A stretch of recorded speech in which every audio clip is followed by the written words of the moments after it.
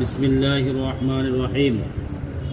ফাজাইলে কোরআন থেকে আন আবি হুরায়রা রাদিয়াল্লাহু তাআলা আনহু قال قال رسول الله صلى الله عليه وسلم تعلموا القرآن فاقرؤوه فإن مثل القرآن لمن تعلم فقرأ وقام به كمثل جراب محشو مسكا تفوه ريحه كل مكان ومثل من تعلمه فرقد وهو في جوفه كمثل جراب أوقي على مسك।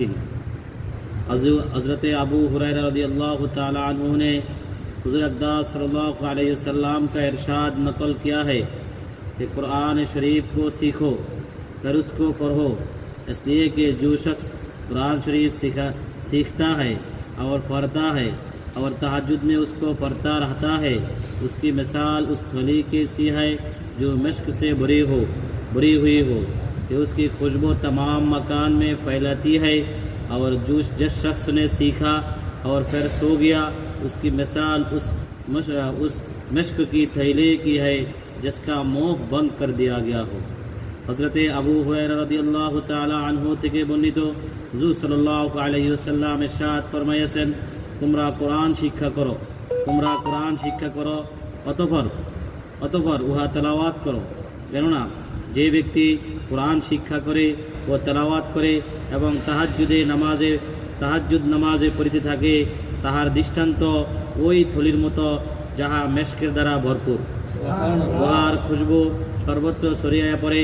আর যে ব্যক্তি কোরআন শিক্ষা করিল এবং রাত্রে ঘুমাইয়া কাটাইয়া দিল, তাহার দৃষ্টান্ত মেশকের ওই থলির মতো যাহার মুখ বন্ধ করিয়া দেওয়া হইয়াছে।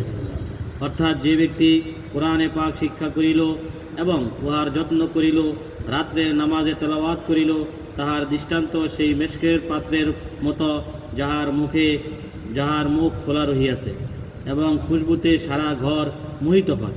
তদ্রূপ হাফেজের তেলাওয়াতের দরুন সমস্ত ঘর নূর ও বরকতে ভরপুর থাকে।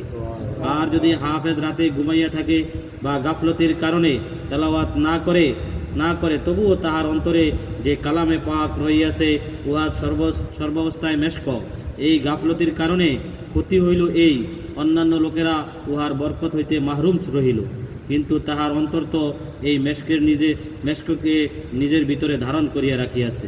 আল্লাহ পাক আমাদের প্রত্যেককে কোরআনের যত্ন নেওয়ার তৌফিক দান করুক, কোরআন শিখে কোরআনের উপর আমল করার তৌফিক দান করুক, তেলাওয়াত করার তৌফিক দান করুক। আমাদের সন্তানদেরকে আল্লাহ পাক হাফেজে কোরআন বানান, সকলে বলেন আমিন।